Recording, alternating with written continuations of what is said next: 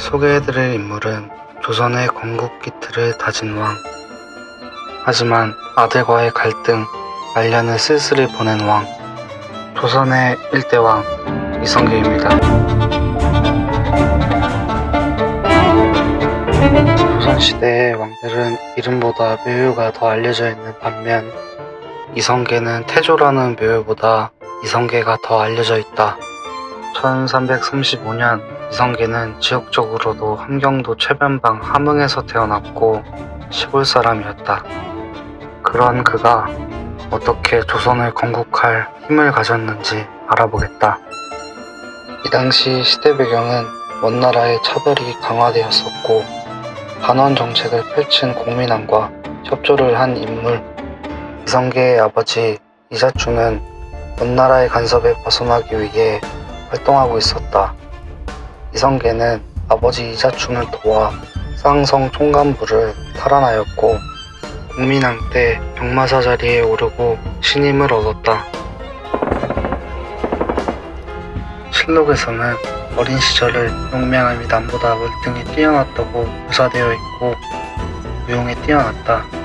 특히 공술에서 두각을 나타냈는데 까마귀 5마리의 머리를 한 번에 맞췄다고 기록되어 있다. 여담으로 매가 사냥에 필요한 중요한 동물이었었는데 이성계처럼 훌륭한 매를 가지고 싶다라고 사람들이 말할 정도로 사냥의 달인이었다. 흥건적 도벌과 나라를 추방하는 혁혁한 공을 세우고 연전연승하는 장소가 되었고 고려 말기 외적 중에 아지발도란 인물이 있었다. 고려 진영을 휩쓸고 다녔는데 이성계가 아지발도의 제거의 주역이 되었다. 이성계는 아지발도의 투구를 화살로 맞춰 벗겨내고 다시 활을 쏴 죽였다는 이야기도 있다. 황금 보기를 물같이 하라 라는 말로 유명한 최영 장군과 함께 많은 승리를 얻었고 고려를 지킬 수 있는 최고의 장군으로 불리게 되었다. 하지만 이성계와 최영은 3가지 갈등과 차이가 있었는데 첫 번째, 최영은 권문세족, 이성계는 변방에서 급부상했던 장군이었다. 당시 원나라에서 명나라로 세력이 교체되어가는 시기였는데 이성계는 친명, 최영 장군은 친원이었다. 세 번째, 권문세족을 비판하고 새로운 사회 세력이었던 신진 4대부의 정도전을 곁에 둔 이성계. 정도전은 조선 건국에 도움이 될 만한 인물을 찾았었고 이성계와의 만남은 조선 건국의 시작이었다. 1388년 강해지고 있던 신흥 강국 명나라의 세력 확장으로 인해 원나라가 군사 파병을 요청하였다. 이때 군사적 실권자는 최영 장군 친원파였다. 최영의 생각은 원나라를 도와주고 이때 요동지역이 영토적으로 공백이 있으니 이 기회에 차지를 목표했다. 요동정벌을 기획하고 최영은 총사령관으로서 수도 개경에 지휘본부를 차리고 파경군의 사령관으로 이성계를 임명하여 요동정벌을 기획한다. 이 상황에서 이성계는 깊은 고민에 빠진다. 상관인 최영 장군의 명령에 의해 요동정벌을 나서야 하지만 이 전쟁은 고려와 자신에게 도움이 안 된다 생각했다. 전쟁에서 승리하여도 그 공은 최영에게 갈 것이고 실패하면 패장으로서 책임을 면치 못할 것 같다고 생각했다. 그래서 이성계는 요동정벌의 사불가론, 요동정벌이 불가한 4가지 이유를 써서 보낸다. 첫 번째, 작은 나라가 큰 나라를 칠 수 없다. 두 번째, 여름철 군사 동원은 옳지 않다. 그 당시 군사들은 농민 출신이었는데 농민들을 동원하기가 힘들다. 세 번째, 모든 군사들이 싸우러 나온 사이 왜구가 공격할 것이다. 네 번째, 여름철 전쟁은 군사가 전염병에 걸리고 화살의 악효가 녹아설 수 없다. 이 이유를 큰 명분을 삼고 또 운명인지 장맛비가 엄청 내려 진격을 하지 못했다. 이성계는 군사들을 모아 회유, 설득을 해 오히려 자신에게 명령을 내린 최영을 급습, 개경을 공격할 계획을 세웠다. 이성계는 위화도라는 섬에서 위화도 회군을 결정한다. 최영 장군을 체포하고 유배를 보내고 최영은 그곳에서 처형을 당한다. 이때부터 이성계는 군사적 실권을 장악하였다.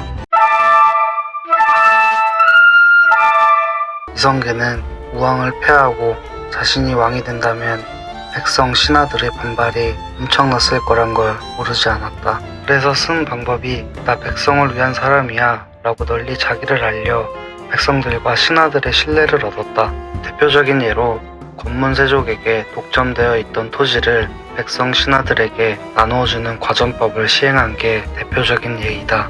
그걸 본 신하와 백성들은 풍족하게 만들어주는 이성계를 따르기 시작한다. 그래서 우려말 쌀밥을 가리키는 말을 이팝이라고 했는데 이성계가 내려준 밥이라는 뜻으로 이팝이라 하였다. 만화처럼 이성계가 힘이 좋으니 공양왕을 시해하고 왕이 되었을 거라 생각하지만 선양의 형태로 즉위하였다.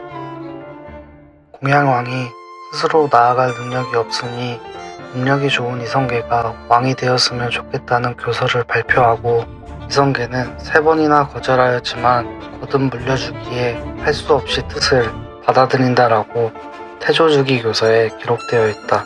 실제적으론 이성계의 힘에 의해 공양왕이 양보하는 방식으로 왕이 되었고 일단 고려의 수도 개경에서 즉위하였다. 하지만 역성혁명으로 왕조가 바뀌었기에 이성계 입장에선 모든 걸 바꾸고 싶어 했다. 그래서 고려에서 조선, 개경에서 한양으로 수도를 이전했다. 군 조선의 하늘의 자손이라는 자부심을 계승하여 조선이라 명한다. 정도전이 총책임자를 맡아 경복궁을 만들고 조선의 기틀을 다지고 통치해 나간다. 하지만 이성계는 말년이 좋지 않았다. 죽은 첫째 부인 사이에서 육남, 조선 개국공신 중 한 명인 둘째 부인 사이에서 이남이 있었다. 이성계는 둘째 부인 사이의 자식에게 세자 자리를 주었고 이를 지켜보던 정한대군은 왕자의 난을 일으켜 세자를 물려받은 막내 아들을 죽이고 정도전 역시 이방원 손에 죽었다. 화가 난 이성계는 이대왕 정종에게 왕위를 물려주고 내어 고향 함흥으로 돌아간다. 훗날 왕이 된 태종은 이성계가 떨어져 사는 게 마음이 아팠는지 아버지를 설득하려고 사신을 함흥에 보냈다. 하지만 이성계는 사신이 오는 족족 목을 베어버렸다. 그렇게 해서 나온 말이 함흥차사이다. 태종에 대한 태조의 증오심이 어떠했는지 보여주는 단적인 예이다. 이후 이성계는 무학대사의 간곡한 설득으로 겨우 다시 한양으로 돌아와 태상왕 자리에 있다가 74세에 사망하였다. 74년을 산 그의 인생은 혼란의 고려시대의 무장으로서 정치적 야심과 혁명가로서의 삶이었다. 지금까지 조선 건국 후 조선 왕실을 안정시켰지만 말년에는 후계자 관련 일들로 조용히 보낸 이성계였습니다.